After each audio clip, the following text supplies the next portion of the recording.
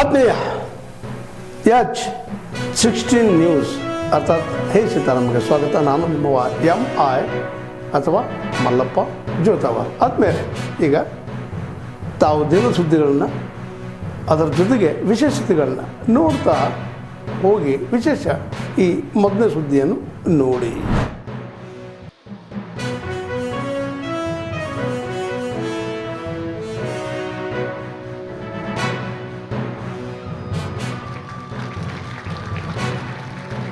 ಸಂಕಷ್ಟದಲ್ಲಿ ಇರುವವರ ನೆರವಿಗೆ ಧಾವಿಸುವುದು ಈ ಸಂಸ್ಥೆಯ ಮಹತ್ವದ ಕಾರ್ಯವಾಗಿದೆ.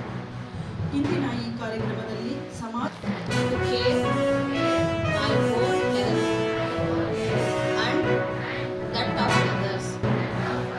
ವರ್ಷ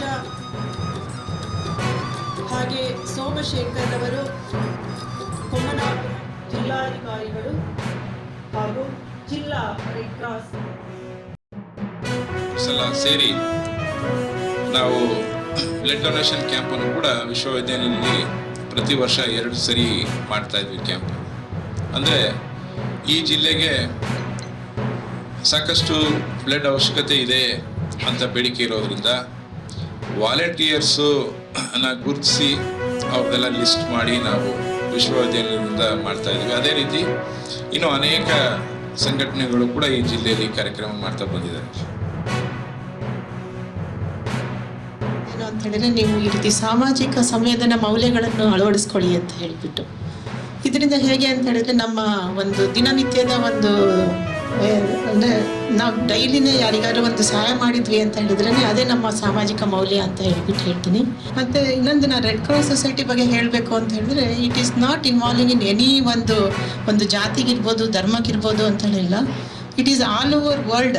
ರೆಡ್ ಕ್ರಾಸ್ ಅನ್ನೋದು ನಮ್ಮ ಅವಾಗ ವಾರ್ ಟೈಮಿಂದನೇ ಇಟ್ ಹ್ಯಾಸ್ ಸ್ಟಾರ್ಟೆಡ್.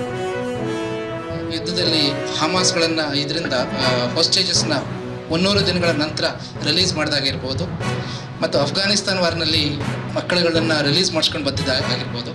ಈ ವಿಶ್ವ ಶಾಂತಿ ಎಲ್ಲಿ ವಾರ್ ಇರ್ತದೆ ಅಲ್ಲಿ ಶಾಂತಿಯ ಮಾತುಕತೆಗೆ ರೆಡ್ ಕ್ರಾಸ್ ಇರ್ತದೆ. ಆ ಒಂದು ನಿಮಗೆ ನೆನಪಿರಲಿ.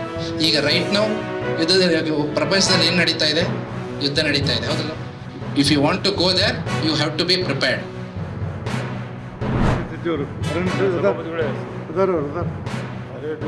ಎರಡೂ ಕುಟುಂಬಗಳಿಗೆ ಪರಿಹಾರ ಘೋಷಿಸಿ ವಿದ್ಯಾರ್ಥಿನಿ ಪೂಜಾ ಕುಟುಂಬದ ಸದಸ್ಯರು ಕೆಲಸ ಮಾಡ್ತಾ ಇದ್ದಾವೆ. ಸತತವಾಗಿ ಆನೆ ಚಲನವಲನ ಬಗ್ಗೆ ನಿಗಾನು ಇಡ್ತಾ ಇದ್ದಾರೆ. ಮತ್ತೆ ಇಲ್ಲಿ ಪರ್ಮನೆಂಟ್ ಆಗಿ ಒಂದು ಕ್ಯಾಂಪ್ ಮಾಡಬೇಕು ಅನ್ನುವಂಥ ಒಂದು ಸೂಚನೆಯನ್ನು ನಾನು ಈಗಾಗಲೇ ಕೊಟ್ಟಿದ್ದೇನೆ. ಮಾಹಿತಿ ಬಂದ ತಕ್ಷಣ ಆನೆ ಸೆರೆ ಹಿಡಿಯೋದಕ್ಕೂ ಇವತ್ತು ಆದೇಶವನ್ನು ಕೊಡ್ತಾ ಇದ್ದೇವೆ. ಅದರ ಜೊತೆಯಲ್ಲಿ ಇವತ್ತು ಆನೆ ಬಗ್ಗೆ ಯಾರು ಮೃತಪಟ್ಟಿದ್ದಂಥ ಪರಿವಾರಕ್ಕೆ ಈಗಾಗಲೇ 5 ಲಕ್ಷ ರೂಪಾಯಿ ಪರಿಹಾರ ಕೊಟ್ಟಿದ್ದೇವೆ. ಮತ್ತು ಇನ್ನೂ 15 ಲಕ್ಷ ರೂಪಾಯಿ ಒಂದು ವಾರ ಒಳಗಾಗಿ ಇವತ್ತು ಅದನ್ನು ಅವರಿಗೆ ಕೊಡುವಂಥ ಒಂದು ವ್ಯವಸ್ಥೆಯನ್ನು ಮಾಡ್ತಾ ಇದ್ದಾವೆ. ಅಲ್ಲಿ ಹೆಚ್ಚಿನ ಒಂದು ನಿಗಾ ಇಕ್ಕಿ, ಯಾಕೆಂದರೆ ಈಗಾಗಲೇ ಅಲ್ಲಿ ಸುಮಾರು 7 ಕಿಲೋಮೀಟರ್ ರೈಲ್ವೆ ಬ್ಯಾರಿಕೇಡ್ ಮಾಡಲಿಕ್ಕೆ ನಾವು ಅನುಮೋದನೆ ಕೊಟ್ಟಿದ್ದೇವೆ. ಅಲ್ಲಿ ಅದೇ ರೀತಿಯಲ್ಲಿ ಒಂದು 22 ಕಿಲೋಮೀಟರ್ ರೈಲ್ವೆ ಬ್ಯಾರಿಕೇಡ್ ಮಾಡಲಿಕ್ಕೆ ಇವತ್ತು ನಿಮ್ಮ ಮಡಿಕೇರಿ ಡಿವಿಷನಲ್ಲೂ 20 ಕಿಲೋಮೀಟರ್, ನಾಗರಹೊಳೆಯಲ್ಲೂ ಮಾಡಲಿಕ್ಕೆ ನಾವು ಅನುಮೋದನೆಯನ್ನು ಕೊಟ್ಟಿದ್ದೇವೆ. ಆ ಪ್ರಕ್ರಿಯೆ, ಆ ಒಂದು ಕಾಮಗಾರಿ ಪ್ರಾರಂಭ ಆಗುವಂಥ ಪ್ರಕ್ರಿಯೆಯನ್ನು ನಡೀತಾ ಇದೆ. ಹೀಗಾಗಿ ಎಲ್ಲ ರೀತಿಯ ಕ್ರಮಗಳನ್ನು ನಾವು ತೆಗೆದುಕೊಂಡಿದ್ದೇವೆ. ಮತ್ತು ಇಂಥ ಪ್ರಕರಣ ಆಗದ ರೀತಿಯಲ್ಲಿ ನೋಡಿಕೊಳ್ಳಿಕ್ಕೆ ಎಲ್ಲ ರೀತಿಯ ಶ್ರಮವನ್ನು ನಮ್ಮ ಇಲಾಖೆ ಅಧಿಕಾರಿಗಳು ವಹಿಸ್ತಾ ಇದ್ದಾರೆ. ಸಚಿವರಾಗಿದ್ದಾಗಿಂದ ಈಗ ಹೆಚ್ಚೇನು ಬದಲಾವಣೆ ಇಲ್ಲ. ಒಂದಷ್ಟು ಕಳ್ಳತನ ಜಾಸ್ತಿ ಆಗಿರ್ಬೋದು, ಕಡಿಮೆ ಆಗಿರ್ಬೋದು. ಆದರೆ ವ್ಯವಸ್ಥೆ ಏನು ಬದಲಾವಣೆ ಆಗಿದೆ ಅಂತೇಳಿ ನನಗೆ ಅನಿಸೋದಿಲ್ಲ. ಅದರಿಂದ ನಿಮಗೆ ಎಲ್ಲವೂ ಮಾಹಿತಿ ಎಲ್ಲ ಕೂಡ ಕೊಟ್ಟಿದೆ. ನಿಮಗೆ ಈಗ ಶಿವಮೊಗ್ಗದಲ್ಲಿ 33 ಪೊಲೀಸ್ ಸ್ಟೇಷನ್ಸ್ ಇದೆ. ತಮ್ಮ ಕ್ಷೇತ್ರದಲ್ಲಿ 6 ಪೊಲೀಸ್ ಸ್ಟೇಷನ್ಸ್ ಇದೆ, 3 ಔಟ್ ಪೋಸ್ಟ್ಗಳಿದೆ. ಸರ್ಕಾರ ಬದ್ಧವಾಗಿದೆ. ಇಲಾಖೆ ಯಾವುದೇ ನಮಗೆ ಹಣ ತೊಂದರೆ ಆಗಲಿ ಮತ್ತೊಂದರಲ್ಲಿ ಯಾವುದೇ ತೊಂದರೆ ಇಲ್ಲ. ಅದನಂತರ ಇವರು ಈ ನಮ್ಮ ಸಬ್ಸ್ಟೇಷನ್ ಬಗ್ಗೆ ಹೇಳಿದ್ರು. ಈಗ ಆಲ್ರೆಡಿ ವರ್ಕ್ ಆರ್ಡ್ರ್ ಮೊನ್ನೆ 4ನೇ ತಾರೀಕಾಗಲೇ ವರ್ಕ್ ಆರ್ಡ್ರ್ ಕೊಟ್ಟಿದ್ದಾರೆ. ಅವ್ರಿಗೆ ಯಾವುದೇ ಅಡಚಣೆ ಇಲ್ಲ. ಅವ್ರ ಸಹಿತ ಮಾಡಿದ್ದಾರೆ. ತಾವು ಮತ್ತು ಎಲ್ಲ ಸಹಿತ ಮಾಧ್ಯಮದಲ್ಲಿ ನಾನು ಸಹಿತ ಅಲ್ಲಿ ಆದಷ್ಟು ಒಂದು ವಿಸಿಟ್ ಮಾಡ್ತೀವಿ.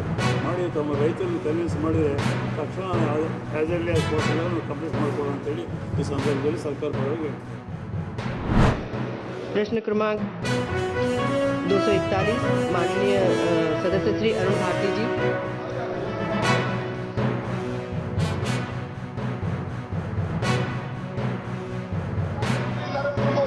और माँ भारत के किसानों, मैं दोनों हाथ जोड़ के भारत के किसानों को प्रणाम करता हूँ। जलने वाले जला करे। हमारा जो उत्पादन है वो हरित क्रांति के दौर से भी ज्यादा तेजी से बढ़ रहा है।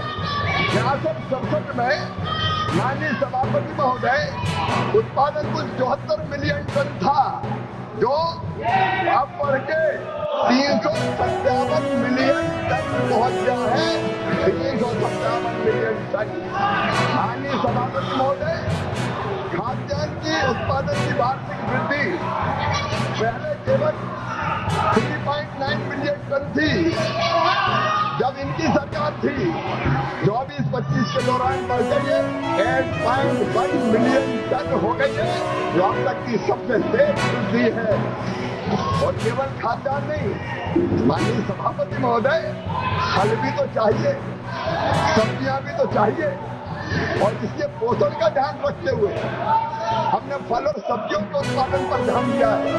और मुझे ये बताते हुए खुशी है कि जब इनकी सरकार थी तब पैदा होता था 277 मिलियन टन, और अब वो बढ़ के हो गया है 369 मिलियन टन।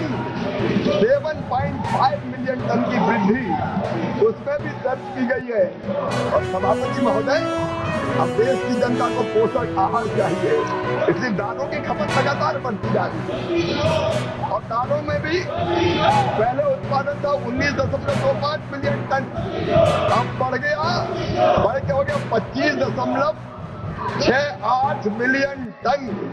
दालों का भी उत्पादन बढ़ रहा है। ये क्या गति छुड़वाएंगे? हम नित नए रिकॉर्ड बनाते चले जाएंगे और ये बैल में रह के तख्तियां उठा के नारे लगाते रहेंगे। दुनिया देख रही है कि हमने दलहन का उत्पादन 19 मिलियन टन से बढ़ा के 25.68 मिलियन टन किया।